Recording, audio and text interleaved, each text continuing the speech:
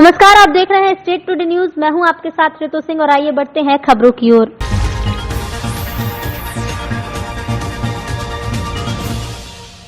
Bank of India Shujalpur शाखा में बंधक रखे गए दस्तावेज बैंक अधिकारियों से साठगांठ कर षड्यंत्र पूर्वक प्राप्त कर उक्त दस्तावेजों के आधार पर पंजाब नेशनल बैंक से ऋण प्राप्त कर धोखाधड़ी करने के मामले में 5 लोगों पर प्रकरण दर्ज किया गया। Proprietor Raj Rajeshwari Motors limited Shujalpur के मालिक dealer Sonalika international tractors Shri Dharmendra Parmar निवासी शुजालपुर बैंक ऑफ इंडिया शाखा शुजालपुर में बंधक रखे गए दस्तावेज बैंक अधिकारियों से साठगांठ कर षड्यंत्र पूर्वक प्राप्त कर उक्त दस्तावेजों के आधार पर पंजाब नेशनल बैंक से 73,84,403 रुपए का ऋण प्राप्त कर धोखाधड़ी करने पर EOW उज्जैन द्वारा ऋणी गारंटर और शाखा प्रबंधक सहायक प्रबंधक बैंक ऑफ इंडिया शाखा शुजालपुर के विरुद्ध धारा 420, 120B भादवी और सहपठित धारा 13(1)D 13(2) और संशोधित 2018 की धारा 87 के अंतर्गत प्रकरण दर्ज किया गया।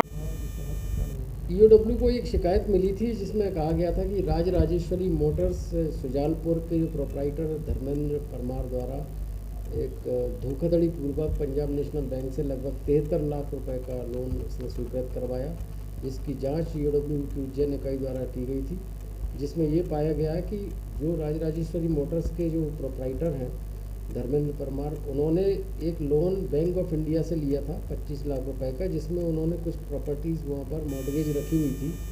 उन्हीं प्रॉपर्टी को वहाँ से बैंक अधिकारियों की साठगांठ से उनके आपराधिक षड्यंत्र में शामिल करते हुए उनसे निकाल करके उन्हीं दस्तावेजों के आधार पर पुनः उन्होंने पंजाब नेशनल बैंक से 73 लाख रुपए के आसपास उन्होंने राशि उसमें लोन लिया और जब ये राशि लेकर के वो खुद वहाँ से गायब हो गए और जब बैंक वालों ने उनकी तलाश की तो वो नहीं मिले और उसके बाद जब बैंक ने उस प्रॉपर्टी को कुर्क करना चाहा तब पता चला कि ये प्रॉपर्टी तो पहले से ही बैंक ऑफ इंडिया में मॉर्गेज रखी हुई है। इस बात की जो शिकायत जब सिद्ध हुई तो इस पर हमारे यहाँ पर एक अपराध कायम किया गया, जिसमें इन लोगों के खिलाफ अपराध कायम किया गया और बैंक ऑफ इंडिया के इसमें जो अधिकारी हैं उनको भी इसमें आरोपी बनाया गया है। तो पूरे प्रकरण की विवेचना चल रही, जैसी साक्ष्य आएगी उसके आधार पर हम आगे की कार्रवाई करेंगे। तो कितने आरोपी? इसमें कुल 5 लोगों के खिलाफ हमने अभी आरोपी बनाया है। तो शाखा कौन सी है? बैंक ऑफ इंडिया की शुजालपुर शाखा। उज्जैन पुलिस अधीक्षक ने माधव नगर में हुई हत्या के फरार आरोपियों के खिलाफ 5,000 से बढ़ाकर 10,000 का इनाम घोषित किया है। माधव नगर थाना क्षेत्र के अंतर्गत आने वाले संत नगर में एक युवक की हत्या में फरार चल रहे 4 आरोपियों के खिलाफ उज्जैन पुलिस अधीक्षक सत्येंद्र शुक्ला ने 10,000 का इनाम आरोपियों पर घोषित कर दिया है। पिछले दिनों संत नगर चौराहे पर जो हत्या हुई थी उसने आरोपियों के खिलाफ 5-5 हजार का इनाम घोषित किया गया था, लेकिन पुलिस लगातार आरोपियों को पकड़ने का प्रयास कर रही है, लेकिन आरोपी पुलिस की पकड़ से दूर हैं। इसके लिए पुलिस ने इनाम की राशि बढ़ाकर 10,000 कर दी और आरोपियों को पकड़ने के लिए पुलिस की एक टीम बनाकर उज्जैन जिले के आसपास रवाना की गई है, जो आरोपियों के परिचित और परिजनों के घर जाकर तस्दीक कर रही है। नगर क्षेत्र में एक जो घटना हुई थी उसमें एक आरोपी को हमने गिरफ्तार कर लिया है। शेष जो आरोपी हैं उनके विरुद्ध 5,000 रुपये का इनाम डिक्लेयर था, उसको बढ़ाकर 10,000 रुपये का इनाम कर दिया गया है और हमारी टीमें लगातार चेज कर रही हैं। उम्मीद करते हैं जल्दी ही उसमें उनको सफलता मिलेगी। मामला कटनी जिला अंतर्गत ग्राम खेतौली का है। ये कि शेख सलीम के द्वारा कुछ दिनों पहले हाईकोर्ट में केस लगाया गया था, जिसमें दिनांक 6 नवंबर 2020 को तहसीलदार बरही के निर्देश पर राजस्व निरीक्षक श्री महेंद्र द्विवेदी जी, राजस्व निरीक्षक श्री इंद्रजीत पटेल जी, हल्का पटवारी श्रद्धा सोनी जी, ग्राम कोटवार सोहन दहिया मौके पर पहुंचे, जिसमें राजस्व निरीक्षक श्री द्विवेदी ने बताया कि शेख सलीम के रकबा नंबर 1100 में जो नक्शा बटांकन हुआ है उस संबंध में हाईकोर्ट द्वारा निर्देश दिए गए कि जो नक्शा बटांकन हुआ है क्या उसी के अनुसार ये सभी अपनी अपनी जमीन पर काबिज हैं, उसी की जांच करने हम आए हैं और जो जितनी जमीन पर घर बनाकर रह रहे हैं और जो जमीन खाली है उसका पंचनामा बनाकर नक्शे के अनुसार माननीय न्यायालय के समक्ष प्रस्तुत किया जाएगा। सर, आप खितौली में आए हुए हैं और ये शेख सलीम की किसकी ज़मीन नापने, क्या हुआ इसमें सर? ये हाई कोर्ट में इनका केस लगा था शेख सलीम का। हाई कोर्ट से डायरेक्शन मिला है कि जो है उनका नक्शा बटांकन जो हुआ है वो कब्जे के अनुसार है या नहीं, इसकी जांच करने के लिए न्यायालय से आदेश हुआ है, जिसमें टीम गठित हुई है। वो पूरी टीम इस बात की जांच के लिए आई है कि मौके में कौन कितने भाग पर काबिल है। चूँकि ये खसर नंबर 1100 में सभी लोग स्थायी रूप से मकान बनाकर काबिज हो गए हैं। मुख्य मार्ग का ही विवाद है और मुख्य मार्ग में सभी की दुकानें बनी हुई हैं। जो पार्ट खाली हैं उनका खाली नाप लिख ली गई है, जितना जो जिस भाग में काबिज है उनकी नाप नोट करके पंचनामा बना दिया और इसका प्रतिवेदन न्यायालय को दे दिया। आपका परिचय सर? मैं महेंद्र कुमार द्विवेदी, राजस्व निरीक्षक बरही, और टीम का प्रमुख बनाया गया है मुझे। स्लीमानाबाद सेंट्रल बैंक ऑफ इंडिया की शाखा में 2 से 12 नवंबर तक किसान पखवाड़ा मनाया जा रहा है। किसान उन्मुख महोत्सव के इस पखवाड़ा में जिले की स्लीमानाबाद शाखा द्वारा किसान पखवाड़ा कार्यक्रम आयोजित किया गया। सेंट्रल बैंक स्लीमानाबाद शाखा प्रबंधक शैलेश चौधरी द्वारा बताया गया कि बैंक से जुड़े किसान ग्राहकों को शासन की विभिन्न प्रकार की बैंकों द्वारा मिलने वाली ऋण की सुविधा उपलब्ध करना है और ऐसे किसान जो ऋण प्राप्त कर खेती से लाभ अर्जित कर रहे हैं उन्हें सम्मानित भी करना है। इसके साथ किसान क्रेडिट कार्ड, पशुपालन ऋण, ट्रैक्टर ऋण, थ्रेसर ऋण, वेयरहाउस, कोल्ड स्टोर, कृषक उत्पादक संगठन ऋण, अन्य कृषि उपकरण के लिए ऋण के साथ स्व सहायता समूह ऋण की सुविधाएं भी उपलब्ध कराई जाने संबंधी जानकारी प्रदान की गई है। आयोजित कार्यक्रम में SDOP Slimanabad P K Saraswat, Pradeep Tripathi, central bank of India की अन्य शाखाओं तेवरी, बहोरीबंद, सरसवाही, सिलौड़ी के प्रबंधकों के साथ भारी संख्या में स्व सहायता समूह की महिलाओं और किसानों की उपस्थिति रही। बहोरीबंद से संदीप मौर्य। सेंक्शन दे दिया गया है जिसमें जिनकी राशि 1 करोड़ 18 लाख के तकरीबन है। आज की तारीख में 4-5 बैंकों के द्वारा हमारी शाखाओं के द्वारा 1 करोड़ 18 लाख की राशि का अप्रूवल दे दिया गया। बहुत ही जल्द ग्राहकों को वितरित कर दी जाएगी और तकरीबन आज हम लोगों का कार्यक्रम जो आयोजित किया गया उससे किसान पखवाड़ा के रूप में मनाया गया। ये किसान पखवाड़ा 2 नवंबर से लेकर 12 नवंबर 2020 तक चलना है। इसमें आज लगभग जितने भी हमारे दूर दराज से किसान आए हुए थे उन्हें सम्मानित करते हुए, अच्छे किसानों को सम्मानित करते हुए उन्हें किसी से संबंधित मिलने वाले लोन की सहूलियत के विषय में बताया गया कि किस तरह से आप इसका यूज़ कर सकते हैं। उन्हें कुछ नई प्रकार की तकनीक बताई गई, अलग अलग विविध प्रकार की खेती करने का तरीका बताया गया। अगर 2 एकड़ ज़मीन है तो सिर्फ धान ही ना होगा वही, उसके साथ कुछ अलग सब्जी होगा या कुछ अलग तरह की फसल लगा सकते हैं, ताकि अगर क्षति कोई एक फसल की होती है तो दूसरी फसल की से पैसा उनको मिल सके। इस प्रकार देते हुए फिर कुछ सेल्फ हेल्प ग्रुप को भी बताया गया, उन लोगों की महिलाओं को भी ऋण दिया गया। कुल अभी हमारे यहाँ से सरसवाही, धीमरखेड़ा, सिलौंडी, तेवरी इतने ब्रांच को मिला के लगभग 1 करोड़ 18 लाख का ऋण स्वीकृत अभी प्रदान किया गया इस कैंप के द्वारा। तो इसका जो मेन उद्देश्य है सर स्कीम का जो है क्या है? लोगों को समृद्ध बनाना जो किसान है। हाँ, अभी हमारे अर्थव्यवस्था में सबसे बड़ा योगदान किसानों का है। किसानों को जागरूक करने का ये हम लोग का उद्देश्य है। किसान जितने से ज़्यादा जो किसान हमसे नहीं जुड़ पाए हैं, बैंकों से नहीं जुड़े हैं, उनको बैंक से जोड़ने का लक्ष्य हम लोग का है, ताकि वो ज़्यादा से ज़्यादा हमसे जुड़े, हमसे आर्थिक सहायता ले सके और वो अपने काम को और ऊंचाई पे ले जा सके, वैज्ञानिक तरीके से खेती कर सकें। जी, वैज्ञानिक तरीके से खेती कर सके, उसको लाभ का धंधा बना। हाँ, उसको अपने इसके जरिए वो लाभ अपना ज़्यादा से ज़्यादा अर्जित कर सके। अच्छा, तो जो स्व सहायता समूह है वो किस प्रकार से उनको वो करते हैं? सहायता समूह में जैसे छोटे छोटे ग्रुप बने हुए, 10-12 महिलाओं के ग्रुप बने हुए, उसमें कोई खेती करते हैं, कोई मसाला वगैरह का व्यवसाय करना है, किसी को सिलाई वगैरह का काम करना है। उनके पास पर्याप्त धन नहीं होने के कारण वो व्यापार पैमाने पर नहीं कर पा रही है। तो उनको क्या कुछ सिक्योरिटी भी देनी पड़ती है लोन के लिए? ऐसा जी नहीं, उन्हें कुछ किसी भी प्रकार की सिक्योरिटी देने की ज़रूरत नहीं है और सिर्फ उन्हें बस आवेदन करना है, जो कि NRLM के द्वारा हमारे यहाँ आवेदन प्राप्त होते हैं और उसी आधार पे हमको लोन देते हैं। सर आपका नाम क्या? मेरा नाम शैलेश चौधरी हुआ। हमारे साथ और अन्य और भी 4 शाखा के प्रबंधक थे। आपका पद क्या है सर? शाखा प्रबंधक सिमनाबाद। जी, थैंक यू। अनुविभाग के अंतर्गत निकली धसान एक और पानी के लिए जीवनदायिनी मानी जाती है, तो वहीं रेत रूपी सोने के कारोबार के लिए प्रसिद्ध है।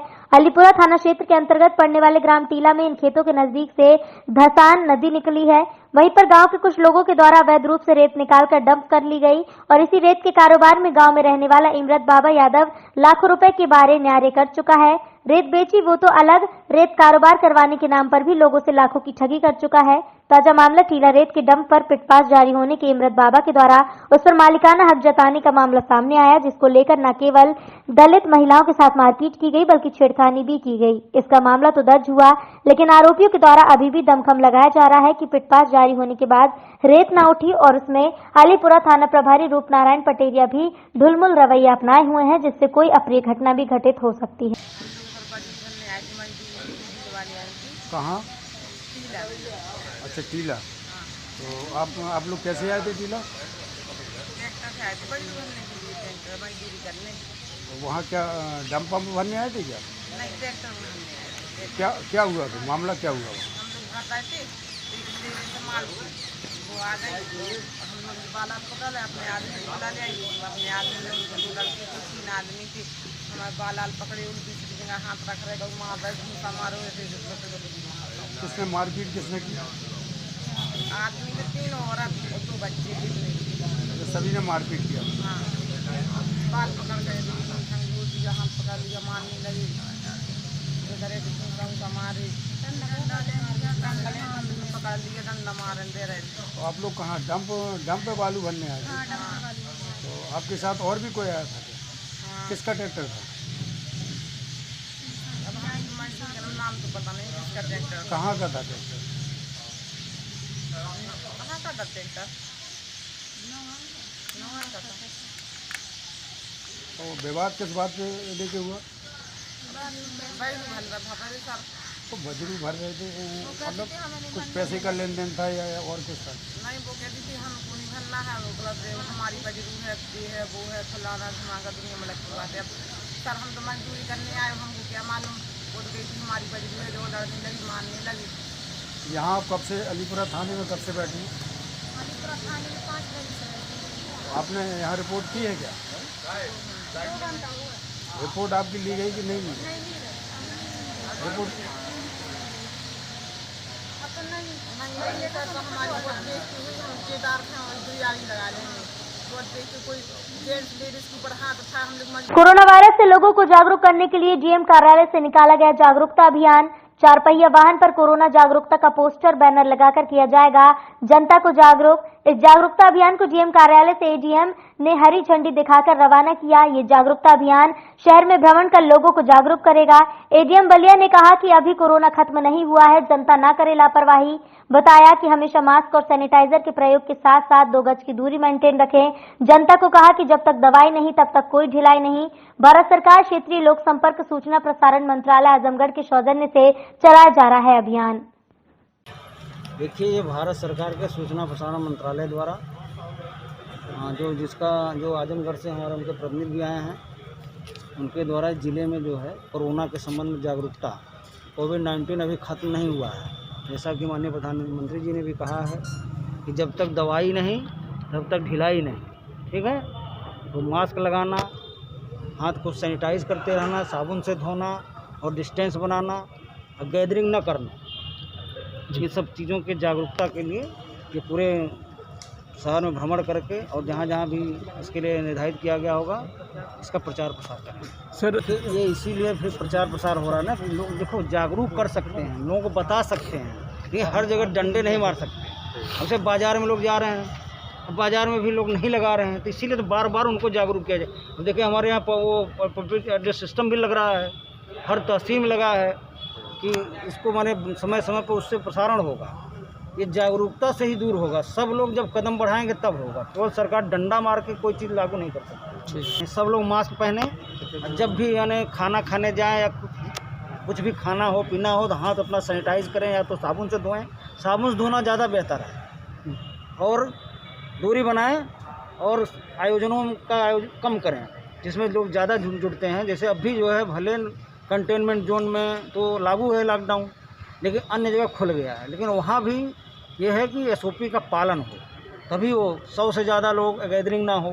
रोग तो अब भी है, लेकिन एक सिचुएशन होती है कि लोग कब तक हम बांध के रखें। जीवन को रोका नहीं जा सकता, इसीलिए जीवन भी चलता रहे और सुरक्षित भी रहे, इसीलिए जागरूकता होती है। थैंक यू, धन्यवाद। कटनी जिला अंतर्गत ग्राम पंचायत खितौली जलाशय के बगल में बन रहे स्टेडियम के कार्य की गुणवत्ता और कार्य की प्रगति का मुआयना माननीय कलेक्टर महोदय जिला कटनी द्वारा दिनांक 7 नवंबर 2020 को किया गया। मौके पर उपस्थित एसडीएम श्रीमती प्रिया चंद्रावत जी, तहसीलदार श्री सच्चिदानंद त्रिपाठी जी, नायब तहसीलदार बरही, इंजीनियर त्रिभुवन सिंह जी और समस्त जिम्मेदार अधिकारी उपस्थित रहे। माननीय कलेक्टर महोदय द्वारा कार्य की गुणवत्ता को बनाए रखने और कार्य शीघ्रता से संपन्न कराने की हिदायत दी गई, जिससे जल्द से जल्द समस्त ग्रामीणों और खिलाड़ियों को लाभ मिल सके। अतिक्रमणधारियों पर चला प्रशासन का चाबुक।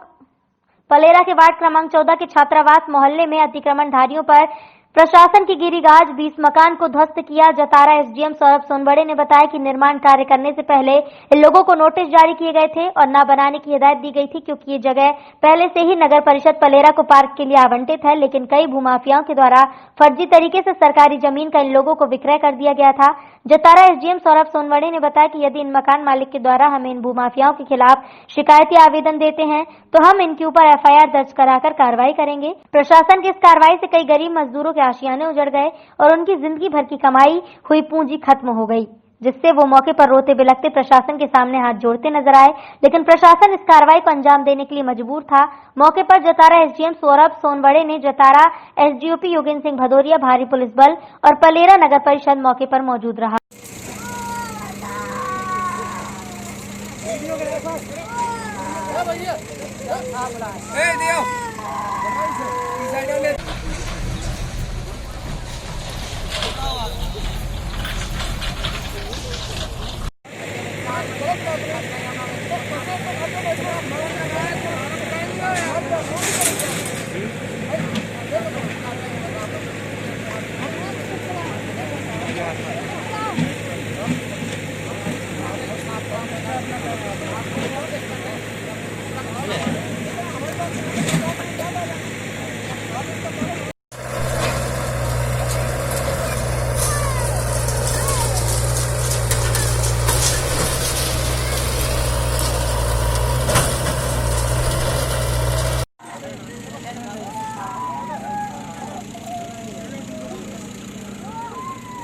कितने लोगों पे अभी अतिक्रमण की कार्रवाई की गई? लोगों को मतलब एग्जैक्ट फिगर नहीं पता है, पर अभी जितना भी एरिया जिनको भी नोटिस शामिल हो गए उन पर सब पे ही अतिक्रमण की कार्रवाई की। अभी किस चीज़ के लिए जगह आवंटित की थी? नगर परिषद के पार्क के लिए जगह आवंटित थी, जिसके लिए इनको पहले से नोटिस भी दिए गए थे। उन्होंने नोटिस देने के बावजूद भी, कई बार नोटिस देने के बावजूद खाली नहीं करवाई थी, इसलिए उनको अतिक्रमण की कार्रवाई की। जिन लोगों ने जगह बेची है उन लोगों पर भी कार्रवाई की? उनके भी इन्होंने जब ये लिख के देंगे, सब लोग के प्रतिवेदन आ जाएंगे तो उन पर भी हम कार्रवाई कराएंगे। आगे भी सर ऐसे अतिक्रमण की कार्रवाई? आगे भी अतिक्रमण की कार्रवाई जारी रहेगी। सरकारी भूमियों पे अगर कब्जा अवैध पाया जाता है तो हम प्रयास करेंगे कि आके ये कब्जे भी हटवाने का पूरा हमारा प्रयास रहेगा और इसके आगे भी कार्रवाई चलती रहेगी। आपका फूला कब देखे बोला? फूला हर बार गड़ारी के। कहाँ की हो? गड़ारी गड़ारी की हो। ये मकान कितने में लिया था आपने? 2 लाख में। किससे लिया था? पूरन जमा से। क्या मतलब क्या नोटिस की थी उनने या फिर आपकी ऐसी कागज पे लिखवा दा तो कागज पे लिखवा के ले लिया था? कैसे बनाया मकान जी? कितने साल पहले बनाया? कब? 1 साल हो गई पूरी। आपको पता नहीं था कि ये जगह पहले से सरकारी? आपको पता नहीं था कि सरकारी? हमको पता होता तो क्या बाहर के आदमी आए। जैसे कागज पे लिख के दिया उन्होंने, तो आप इतना नहीं जानती कि हम कागज पे लिख के कैसे सरकारी जमीन ले? कागज पे लिख दिया, बोलो हमारी जवाबदारी है, गारंटी है, कुछ नहीं होगा। कितने रुपए लगाए थे आपने? कहाँ से क्या करती हैं? हम तो मजदूरी कहते हैं। मजदूरी करके बनाया था? मजदूरी दिल्ली में तसला डालते। हमारे 3 छोरी 1 लड़का है। नोटिस दिया गया था आपको प्रशासन के द्वारा? हमको तो नहीं दिया गया नोटिस मकान फोड़ने के लिए? नहीं दियो थे। नहीं दिया था? तोड़ने का नहीं दियो थे वैसा, मतलब जो बिल में लॉकडाउन लगभग 2 दिन पहले लेंटर वो तो लॉकडाउन लग